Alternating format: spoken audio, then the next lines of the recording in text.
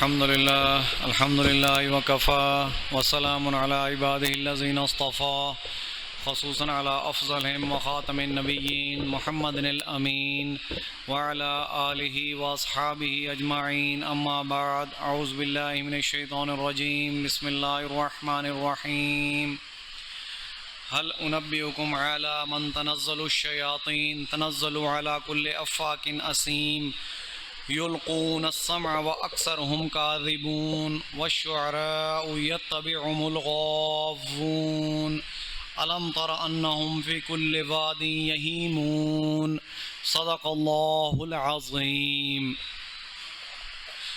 رب اشرح لي صدري ويسر لي أمري واحلل عقدة من لساني يفقهوا قولي اللهم ربنا ألهمنا رشدنا وأعذنا من شرور أنفسنا اللهم أرنا الحق حقا وارزقنا اتباعه وأرنا الباطل باطلا وارزقنا اجتنابه آمین یا رب العالمین۔ میرے محترم بھائیو، بزرگوں، دوستو، درس قرآن و درس حدیث کے ضمن میں سورۃ شعراء کی چند آیات تلاوت کی ہیں۔ اللہ تبارک و تعالیٰ سے دعا ہے کہ مجھے خود سمجھنے، آپ کو سمجھانے اور آپ کو سمجھنے کی توفیق عطا فرمائے، آمین۔ پچھلے جمعہ میں نے آپ کو، جو لوگ باقاعدگی سے اس درس میں شمولیت اختیار کرتے ہیں، انہیں دروس کی ترتیب کا اندازہ ہوتا ہے کہ پچھلے جمعے میں نے آپ کو ایک حدیث پاک بیان کی تھی کہ اسلام کو دین کے طور پر قائم کرنے کے لیے، اسلام کا نظام قائم کرنے کے لیے کہ پورے کا پورا ملک عین اسلام کے مطابق چل رہا ہو، وہاں تعزیرات اور حدود کا پورا نظام نافذ ہو، ہر شخص کو سزا اسلام قرآن سنت کے تحت دی جائے اور ہر شخص کو جزا اسلام قرآن اور سنت کے تحت دی جائے۔ میں نے آپ کو بتایا تھا کہ 5 چیزوں کا اہتمام بڑا ضروری ہے۔ ایک تو کسی ایسی جماعت میں شمولیت جو کہ اسلام کا نظام قائم کرنے کے لیے کوشش کر رہی ہو، اس جماعت کا اصول کیا ہو؟ سمع و طاعت، کہ امیر کی بات سنی اور اس پر اطاعت کی، اور اگر امیر نے کہہ دیا کہ ہجرت کرو، اپنا گھر بار چھوڑ دو اسلام کے نظام کو قائم کرنے کے لیے، تو آپ نے ہجرت اختیار کر لی، اور اگر امیر نے کہا کہ اب جہاد کا وقت آ گیا ہے اسلام کا نظام قائم کرنے کے لیے، تو آپ نے امیر کی بات پہ عین پورے کا پورا عمل کیا۔ یہ خلاصہ تھا پچھلی دفعہ کی حدیث کا۔ آج کی جو حدیث ہے وہ بھی بہت خوبصورت ہے۔ عن عبادة بن صامت رضی اللہ تعالی عنہ قال باعنا رسول اللہ صلی اللہ علیہ وسلم على السمع والطاعة في العسر واليسر والمنشط والمكره وعلى أسرة علينا وعلى ألا ننازع الأمر أهله وعلى أن نقول بالحق أينما كنا ولا نخاف في الله لومة لائم وعلى ألا ننازع الأمر أهله وفي رواية إلا أن تروا كفرا بواحا عندكم من الله فيه برهان۔ او یہ حدیث پاک کے راوی ہیں حضرت صامت بن صامت۔ یہ وہ حدیث پاک جو بیان کر رہے ہیں وہ بیان کر رہے ہیں بن صامت رضی اللہ تعالی عنہ۔ فرماتے کیا ہیں؟ کہتے ہیں کہ ہم نے بیعت کی رسول اللہ صلی اللہ علیہ وسلم کے ہاتھ پر۔ یہ بیعت عقبہ ثانیہ کے الفاظ میں آپ کو بتا رہا ہوں، بیعت عقبہ ثانیہ کے الفاظ میں آپ کو بتا رہا ہوں کہ جو یہ بیعت ہجرت سے پہلے ہوئی تھی۔ بیعت کا نظام اسلام کی جڑ ہے کہ آپ بیعت کرتے ہو اور پھر امیر کی پوری اطاعت کرتے ہو، اور یہی بیعت حضور محمد مصطفیٰ احمد مجتبیٰ صلی اللہ علیہ وسلم نے اپنے صحابہ سے لی۔ تو ایک صحابی، یہ ان کا بیان ہے کہ ہم نے بیعت کی حضور محمد مصطفیٰ احمد مجتبیٰ صلی اللہ علیہ وسلم کے ہاتھ پر، علی السمع والطاعت، کہ آپ کی بات سنیں گے اور اطاعت کریں گے، جو آپ کے منہ سے نکلے گا وہ ہم اسے سنیں گے، پورا دھیان سے سنیں گے اور اس پر عمل کریں گے۔ علی السمع والطاعت، کیسے؟ فی العسر والیسر، اگر ہم تنگی کی حالت میں ہوں گے، ہمارے اوپر حالات تنگ ہوں گے، تب بھی عمل کریں گے، تب بھی سنیں گے، والیسر، اور اگر حالات بہت اچھے ہوں گے، ہمارے اوپر کشادگی ہوگی، تو تب بھی سنیں گے اور تب بھی عمل کریں گے۔ یہ ہے بیعت، کہ آپ بیعت ہو گئے، آپ نے ہاتھ پر ہاتھ رکھ کر حلف لے لیا، قسم کھا لی، اور اللہ کہتا ہے ید اللہ، اللہ کا ہاتھ ان کے اوپر ہوتا ہے۔ پھر یہ قرآن کے الفاظ ہیں۔ جب بیعت رضوان ہوئی تو اللہ قرآن میں فرما رہے ہیں کہ ان کے اوپر تیسرا ہاتھ میرا ہاتھ تھا، محمد رسول اللہ کا ہاتھ، صحابہ کا ہاتھ، تو تیسرا ہاتھ کس کا؟ اللہ فرما رہے ہیں میرا ہاتھ تھا۔ یہ ہے بیعت کی اہمیت۔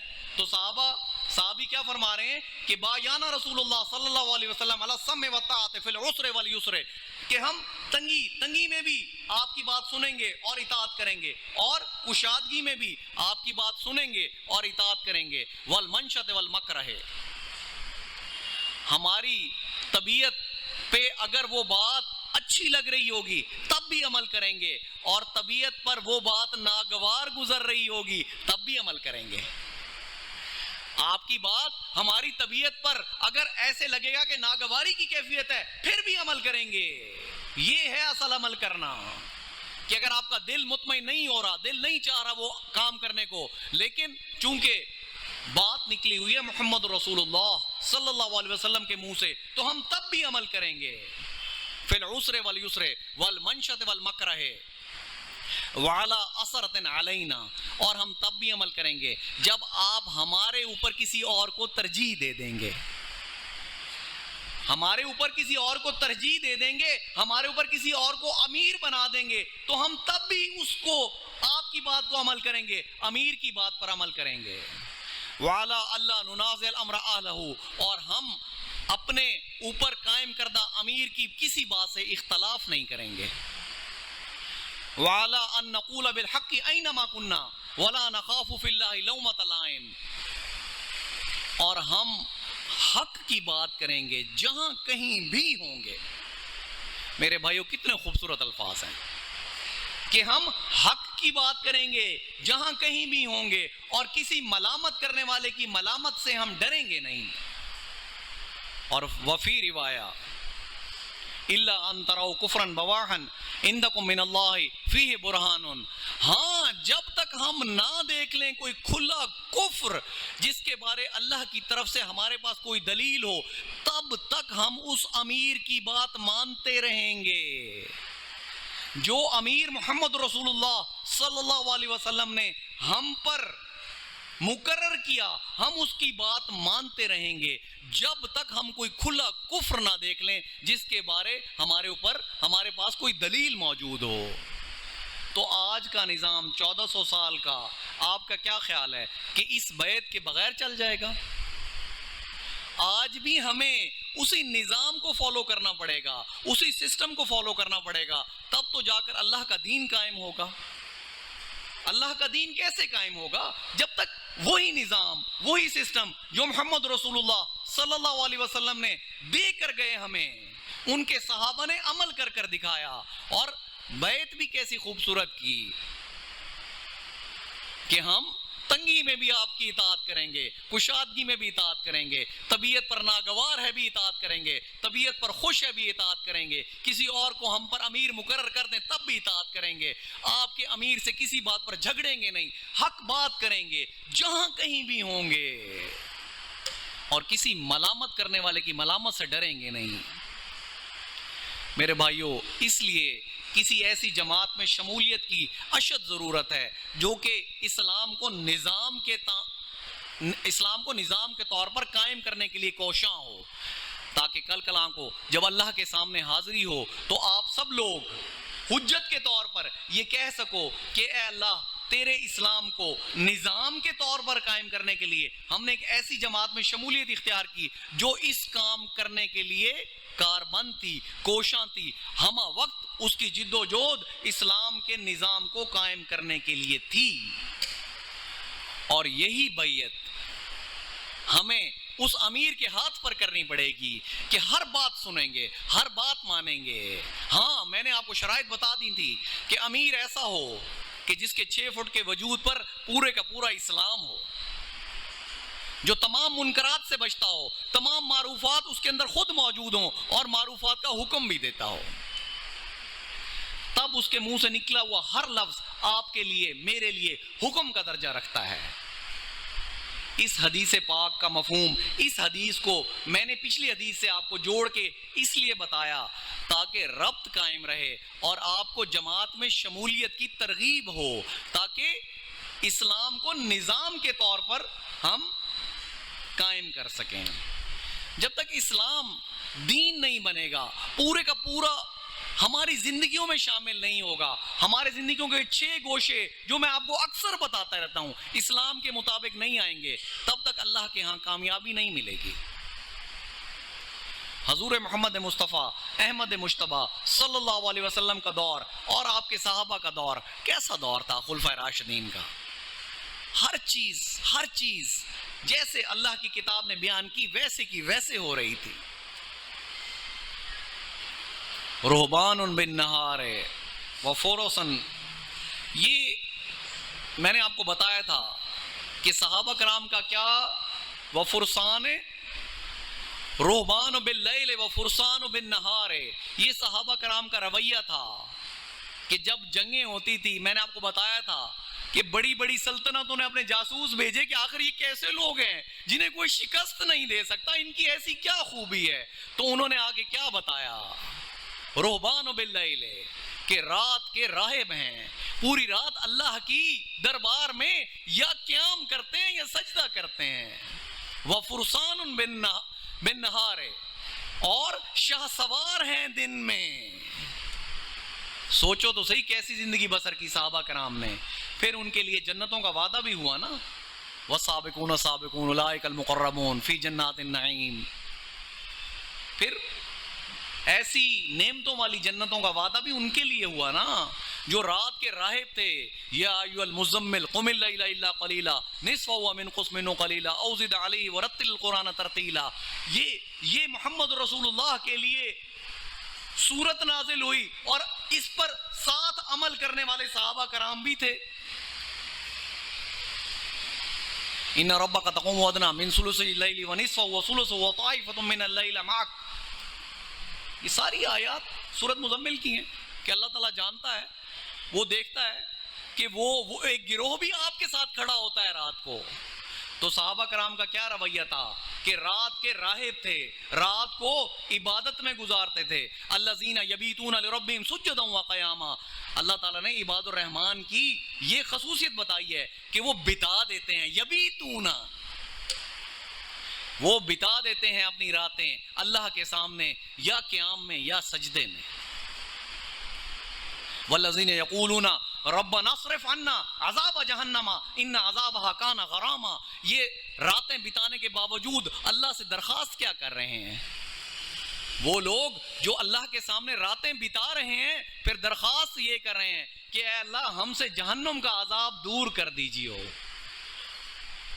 وہ اللہ سے جنت نہیں مانگ رہے، وہ اللہ سے کیا مانگ رہے ہیں؟ یا اللہ جہنم کا عذاب ہم سے دور کر دیجیے، یہ عذاب تو چمٹ کر رہنے والا ہے، غرامہ، چمٹ کر رہنے والا عذاب۔ میرے بھائیو، یہ آج کی حدیث بہت اہم حدیث تھی جو کہ پچھلی حدیث سے اس کا ایک ربط تھا، تو میں نے آج آپ کے سامنے اس لیے یہ بیان کر دی۔ جو آج کی حدیث ہے، قال رسول اللہ صلی اللہ علیہ وسلم ان هذه القلوب لتصدع كما يصدع الحديد ما اصابه الماء قيل يا رسول الله ما جلاؤها قال كثرة ذکر الموت وتلاوة القرآن۔ اللہ کے محبوب نبی صلی اللہ علیہ وسلم فرما رہے ہیں، کیا فرماتے ہیں؟ ان هذه القلوب لتصدع، کہ دلوں کو بھی زنگ لگ جاتا ہے، دلوں کو بھی زنگ لگ جاتا ہے۔ کما یصدع الحدید، جیسے لوہے کو زنگ لگ جاتا ہے۔ کما اصابہ الماء، جب اس کے اوپر بار بار پانی گرتا رہے تو لوہے کو زنگ لگ جاتا ہے نا، آپ تو جانتے ہیں۔ تو اللہ کے نبی کیا کہہ رہے ہیں؟ انہا इन्ना हाजिल क़ुलूब लतस्ता हो, कि दिलों को भी जंग लग जाता है, जैसे लोहे को जंग लगता है जब उस पर बार बार पानी गिरता रहता है। तो सहाबा कराम आगे बैठे हुए थे, पूछते क्या हैं, कीला या रसूल अल्लाह, ए अल्लाह के रसूल, मा जिला हुआ, इस जंग को हटाने का तरीका क्या है, दिल की कलई किस तरह करनी है। आपने तो देखा होगा ना कि आवाज लगाने वाले, फेरी लगाने वाले आवाजें लगाया करते थे एक दौर में कि कलई करा लो, याद होगा आपको। आपके मेरे दौर में मैंने तो ये आवाज सुनी है कि कलई करा लो, कलई करा लो। क्या मतलब होता था कि जिन बर्तनों को जंग लग गया है उन्हें साफ करा लो। तो दिलों को जब जंग लगता है तो इसके साफ करने का सहाबा ने पूछा, ए अल्लाह के रसूल सल्लल्लाहु अलैहि वसल्लम, के दिलों को साफ करने का, दिलों के जंग दूर करने का क्या तरीका है। कौला, आप अल्लाह के रसूल सल्लल्लाहु अलैहि वसल्लम ने फरमाया, कसरत ज़िक्र मौत, मौत का जिक्र कसरत से किया करो, मौत का जिक्र कसरत से किया करो, व तिलावतिल कुरान, और कुरान की तिलावत किया करो। ये तुम्हारे दिलों का जंग उतार देगा। तिलावत खाली पढ़ना ना समझ लेना मेरे भाई। तला यतलू वशम्सि वज़ुहाहा वल क़मरि इज़ा तलाहा, कसम है सूरज की और उसकी धूप की, और कसम है चांद की जब वो सूरज के पीछे चले। तिलावत का मतलब पीछे चलना है। आपने एक आयत पढ़ी और वो समझी और फिर उसके पीछे चल पड़े, ये है तिलावत। तिलावत का हक ये है कि एक आयत पढ़ी, उसको समझा, फिर उसके पीछे चल पड़े। पीछे चलने का क्या मतलब है, उस पर अमल करना शुरू कर दिया। कुरान के तमाम मारूफात को आपने पहले समझा, जब समझ आ गए, दिल में उतर गए, तो फिर उसके पीछे चल पड़े कि अब इस रास्ते से हटना नहीं। हाजा सिरातुल मुस्तकीम, मैंने आपको कुरान के बारे हदीस सुनाई थी कि यही है सीधा रास्ता। तो तिलावत कुरान का क्या मकसद है कि पहले आपने कुरान की आयत को पढ़ा जैसे पढ़ने का हक था, फिर आपने समझा जैसे समझने का हक था, और फिर पूरे के पूरे उसके पीछे चल पड़े। तला यतलू, आप पूरे के पूरे उस पर अमल पैरा हो गए। तो बस अगर आपके हमारे दिलों को जंग लग गया है तो जंग उतारने का एक ही तरीका है कि मौत को याद रखें। जब मौत याद रहेगी तो दुनिया की आसाइशों से दिल हटता चला जाएगा, दुनिया के पीछे भागना बंद कर देंगे। बल तुसिरून अल हयात दुनिया वल आखिरतु खैरुम व अबका, अल्लाह ताला खुद फरमा रहे हैं तुम दुनिया की ज़िंदगी को अजीज़ रखते हो, जबकि आखिरत खैर भी है और अबका, हमेशा रहने वाली है। अबदुल अबाद, हमेशा रहोगे मेरे भाइयों। तो जब मौत को याद करोगे तो दुनिया से रग़बत कम हो जाएगी, दुनिया से रग़बत कम होगी तो अल्लाह की तरफ रग़बत बढ़ जाएगी, रूह का ताल्लुक अल्लाह से कायम हो जाएगा। जिक्र करोगे तो लुत्फ आएगा, कुरान पढ़ोगे तो लुत्फ आएगा, नमाज पढ़ोगे तो लुत्फ आएगा, मस्जिद में बैठने को दिल करेगा, ऐसे लोगों की सोहबत में बैठने को दिल करेगा जो अल्लाह और उसके रसूल की बात करें, ना कि दुनिया की बात करें। कोई दुनिया की बात करेगा तो कराहत महसूस होगी। क्या है 30-40 साल, 20-25 साल तक तो इंसान को पता ही नहीं होता कि वो कर क्या रहा है। उन अयाम में तो आपको अंदाज़ा नहीं होता। जब 30 साल की उम्र क्रॉस होती है तो अगले बच जाते हैं 30-40 साल। बस 30-40 साल की दुनिया के लिए सब मेहनत, और जो अबदन आबदा की जिंदगी है उसे भुला देते हैं हम। ये जो दरूस होते हैं ये इसलिए तो होते हैं ताकि इस दिल के जंग को दूर किया जाए। ये बातें आपको बताने का मकसद मुझे अपने दिल के जंग को दूर करना है। जितना ज्यादा बोलते जाएंगे अल्लाह की बातें, उतना अपने दिलों का जंग दूर होता जाएगा। जितना अल्लाह की बातें सुनते चले जाएंगे उतना अपने दिलों का जंग दूर होता चला जाएगा। तो आज से वादा करके उठो कि ऐसे दरूस में बाकायदगी से शिरकत करोगे, कुरान को सीखने की अपनी हत्तुल वसा कोशिश करोगे। पूछोगे लोगों से, भाई कुरान कहाँ सिखाया जाता है, कुरान की ज़बान कहाँ सिखाई जाती है। ऐसे दरूस में बाकायदगी से शिरकत करोगे, तब अल्लाह के रसूल मोहम्मद मुस्तफ़ा अहमद मुश्तबा की हदीस पर पूरे के पूरे उतरोगे। قرآن کی سورۃ شعراء کی آج میری کوشش ہے کہ چند آیات مکمل کر لوں بس تیزی سے، تاکہ ہم انشاءاللہ اگلی دفعہ سورۃ نمل انشاءاللہ تعالیٰ اس کا آغاز کریں۔ تو اللہ تعالیٰ اس میں فرما رہے ہیں ہل انبئکم علی ما تنزل الشیاطین، کیا میں تمہیں خبردار کر دوں، خبر دے دوں کہ یہ شیاطین جو ہیں، شیاطین جن، یہ کس پر اترتے ہیں؟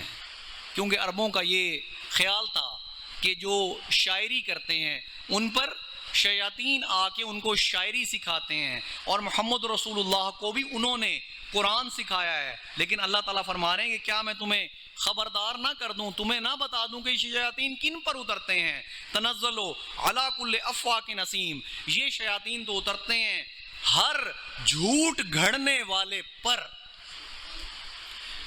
یہ شیاطین اترتے ہیں افاق اسیم، ہر گھڑنے والے پر، اور کیا گھڑنے والے پر؟ جھوٹ گھڑنے والے پر۔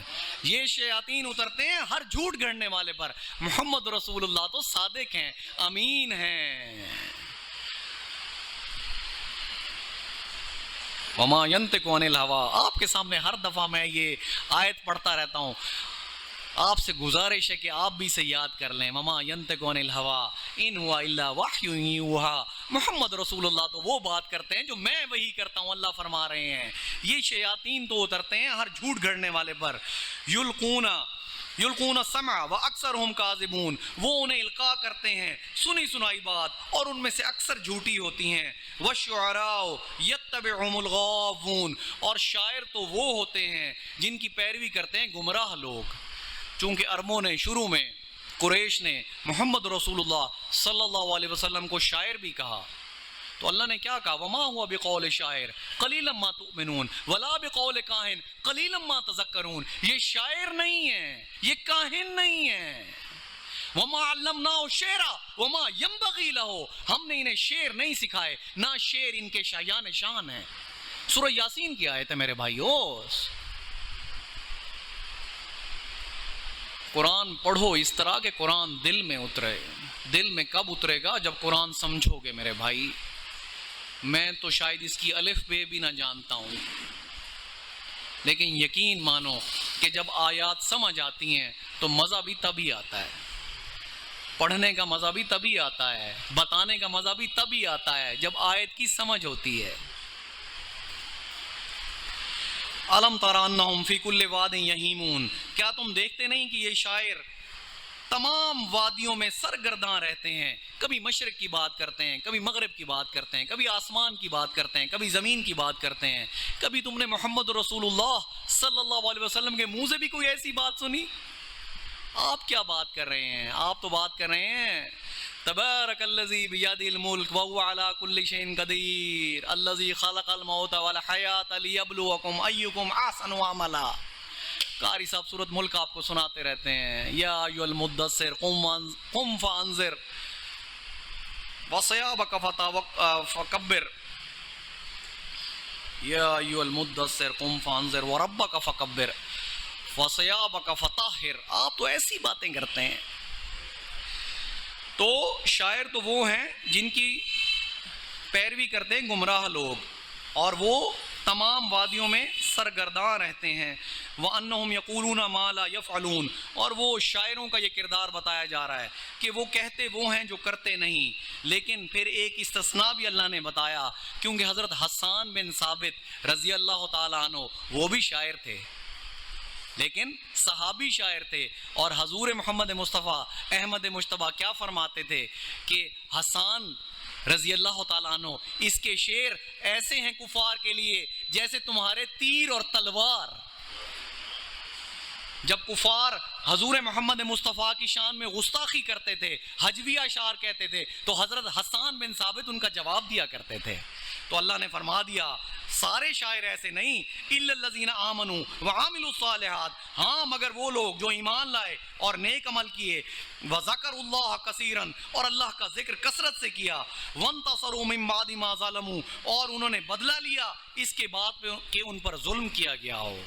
تو یہ اس طرح کے جن کا کردار ہوگا وہ شاعر، وہ پھر حسان بن ثابت رضی اللہ تعالی عنہ کی طرح ہوں گے۔ وہ شاعر پھر دربار نبوی کے پہلے نعت گو شاعر تھے، پہلے نعت گو شاعر حضرت حسان بن ثابت تھے، جن کے اشعار کفار کے دل میں تیر، تلوار اور نیزے کی طرح عمل کرتے تھے۔ اور اللہ آخر میں کیا فرما رہے ہیں؟ وَسَيَعْلَمُ الَّذِينَ ظَلَمُوا أَيَّ مُنْقَلِبٍ يَنْقَلِبُونَ، اور ان قریب یہ لوگ جان لیں گے، یہ کفار لوگ جان لیں گے، وہ لوگ جان لیں گے جنہوں نے ظلم کیا کہ کس جگہ ان کو لوٹ کر جانا ہے۔ آخر تو لوٹ کر انہوں نے میری طرف ہی آنا ہے، تو پھر یہ جان جائیں گے ان قریب کہ انہوں نے کہاں لوٹ کر جانا ہے۔ یہ دھمکی آمیز آیت ہے میرے بھائیوں، دھمکی آمیز آیت ہے۔